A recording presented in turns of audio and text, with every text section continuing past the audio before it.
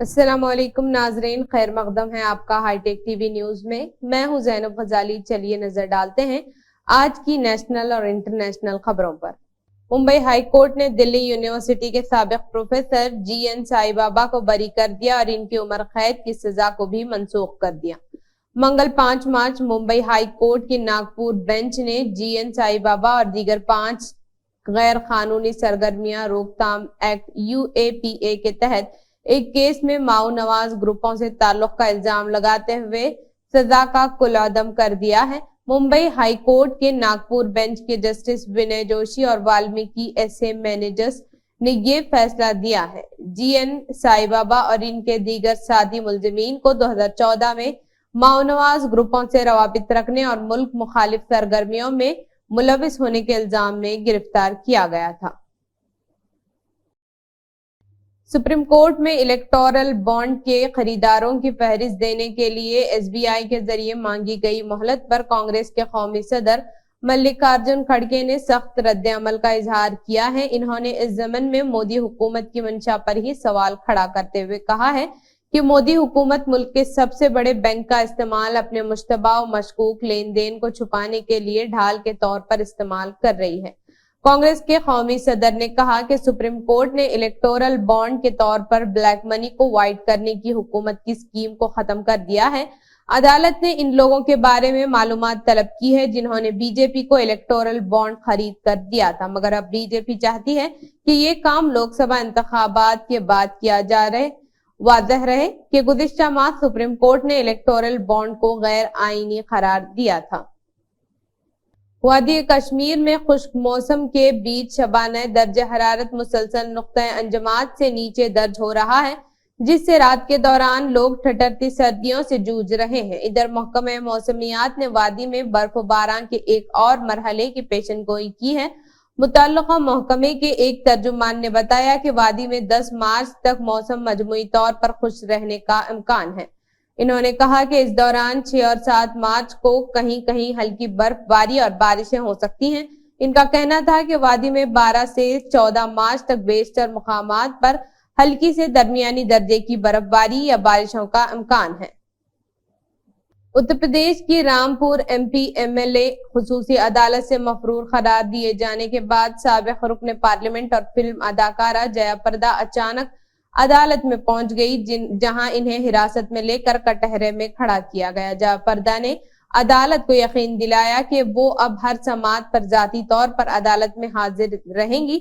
अदालत में पेशी के दौरान जया प्रदा की जानिब से अदालत के रूबरू सेहत की बुनियाद पर जमानत की दरख्वास्त दाखिल की गई, जिसे कबूल करते हुए अदालत ने 20,000 रुपए की जाती मचलके पर इन्हें मशरूत जमानत दे दी। जया प्रदा इंतखाबी ज़ाब्ता अखलाक के खिलाफ वर्जी से मुताल्लिक 2 मुकदमात में मफरूर करार दी गई थी। खुद सुपुर्दगी के बाद अदालत ने जया प्रदा के खिलाफ जारी करदा वारंट्स वापस ले लिए हैं। हमास के साथ जारी जंग के दरमियान लेबनान से इसराइल पर दागे गए टैंक शकन मिसाइल हमले में एक हिंदुस्तानी शहरी हिलाक और दीगर 2 जख्मी हो गए हैं।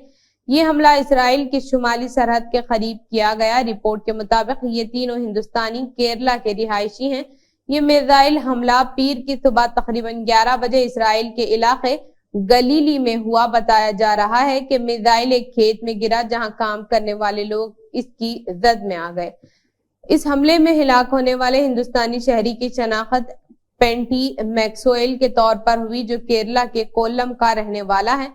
जख्मियों की शनाख्त बुश जोसेफ जॉर्ज और पॉल मेलोन के नाम से हुई।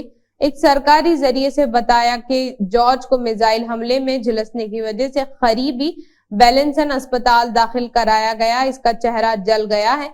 इसका ऑपरेशन हो रहा है, लेकिन वो सेहतयाब हो रहा है। इसे जेर निगरानी रखा गया है।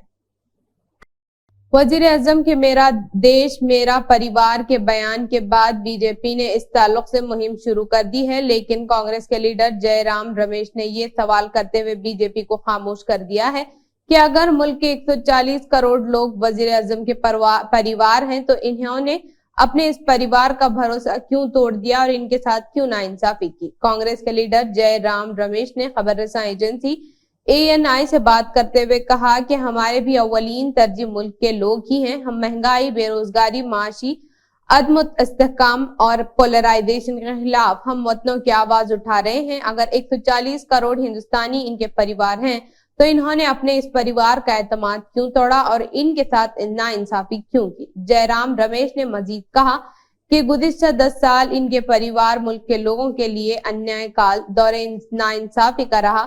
وہ جمہوری طور پر منتخب شخص ضرور ہیں لیکن ان کی شخصیت اور ان کا کام کرنے کا طریقہ غیر منصفانہ ہے۔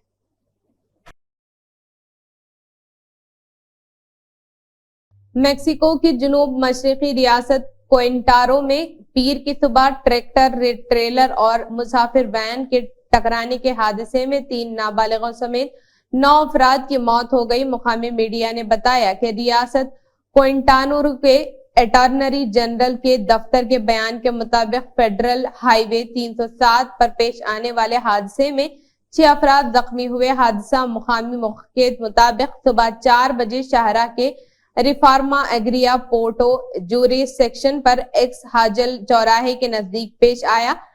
ٹریلر کے ڈرائیور سے گاڑی بے قابو ہو گئی تھی اور ٹریلر وین سے ٹکرا گیا۔ مقامی میڈیا میں شائع ہونے والی ابتدائی اطلاعات کے مطابق وین میں فوری طور پر آگ لگ گئی جبکہ ٹریلر کا ڈرائیور گاڑی کو جائے وقع سے لے کر بھاگ گیا۔ بھوپال مدھیہ پردیش سے Bharatiya Janata party B J پی کی لوک سبھا رکن سادھوی پرگیا سنگھ ٹھاکر میڈیا سے ناراض ہیں۔ انہوں نے الزام لگایا کہ 2024 کے لوک سبھا انتخابات کے لیے بی جے پی امیدواروں کی پہلی فہرست میں ان کا نام نہ آنے کے بعد میڈیا نے ان کے بیان کو توڑ موڑ کر پیش کیا۔ انہوں نے اس حوالے سے میڈیا والوں کے سوالات کا جواب دینے سے صاف انکار کر دیا اور 2 ٹوک انداز میں بولی، ہم جو بھی کہتے ہیں آپ لوگ اسے توڑ مڑوڑ کر پیش کرتے ہیں۔ مجھے ایسی چیزیں پسند نہیں، نہ پہلے اور نہ آج کے بعد میڈیا سے بات نہیں کروں گی کیونکہ آپ لوگ اپنے ٹیلی ویژن ریٹنگ پوائنٹ TRP کو بڑھانے کے لیے پچھلے 5 سالوں سے مجھے بدنام کر رہے ہیں۔ صرف صوبے خیبر پختونخوا میں ہوئی بارش سے متعلقہ واقعات میں تقریباً 20 بچوں سمیت کم از کم 27 افراد ہلاک ہوئے ہیں۔ کئی علاقوں میں بجلی، پانی کی فراہمی اور مواصلاتی خدمات بھی شدید طور پر متاثر ہوئے ہیں۔ پاکستان میں حکام کا کہنا ہے کہ گزشتہ جمعرات سے ملک کے مختلف علاقوں میں ہونے والے شدید بارشوں کی وجہ سے کم از کم 35 افراد ہلاک اور 50 کے قریب زخمی ہوئے ہیں۔ برف باری کے سبب کئی علاقوں میں درجہ حرارت نقطہ انجماد تک پہنچ گیا ہے جس کی وجہ سے شدید سردی کی لہر ہے۔ جمعرات کی رات سے افغانستان کی سرحد سے متصل صوبہ خیبر پختونخوا میں کے مختلف علاقوں میں بارشوں سے کم از کم 30 افراد کی ہلاکت کی اطلاع ہے۔ صوبے کے ڈیزاسٹر مینجمنٹ اتھارٹی نے اتوار کے روز ایک بیان میں کہا کہ ہلاک ہونے والوں میں بیشتر خواتین اور بچے شامل ہیں۔ حکام کا کہنا ہے کہ شدید طوفانی بارشوں کی وجہ سے متعدد مکانات منہدم ہو گئے اور خاص طور پر شمال مغرب میں لینڈ سلائیڈنگ کے سبب سڑکیں بند ہو گئیں۔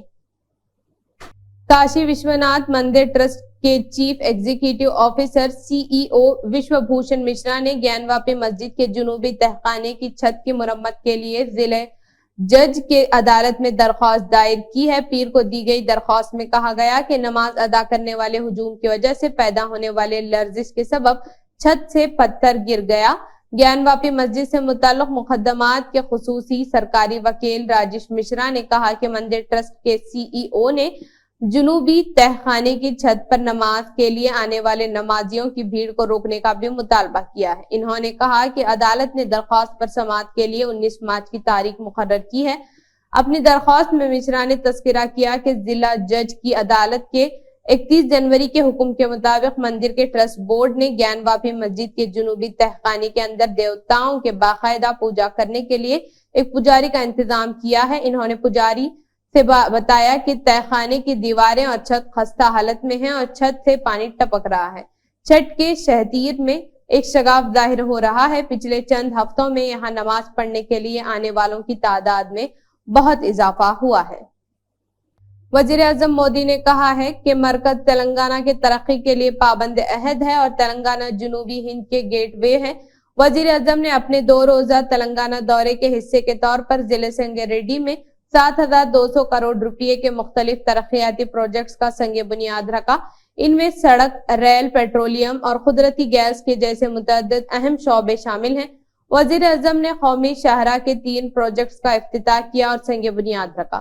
दो कौमी शाहरा के प्रोजेक्टों का जिनका वजीर आजम ने इफ्तिताह किया। इनमें कौमी शाहरा 161 की 40 किलोमीटर तवील कुंडी ताराम मसान प्ले सेक्शन को 4 लेन बनाना शामिल है। ये प्रोजेक्ट इंदौर हैदराबाद इख्तिसादी राहदारी का एक हिस्सा है और तेलंगाना, महाराष्ट्र, मध्य प्रदेश के दरमियान बगैर किसी रुकावट के मुसाफिरों और माल बरादरी की सहूलत फराहम करेगा।